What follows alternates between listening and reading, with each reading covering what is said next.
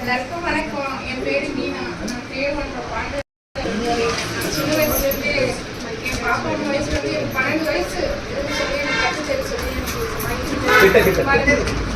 அதிகமாக எனக்கு அசிங்கமாக இருக்கு. ஏன்னா கோர்ஸ் எல்லாம் ரொம்ப அசிங்கமாக இருக்கும்.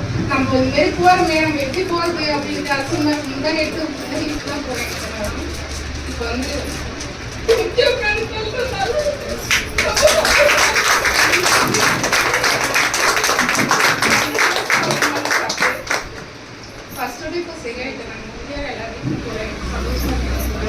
எத்தனை மாசத்துல இந்த ரிசல்ட் வந்துருக்கு?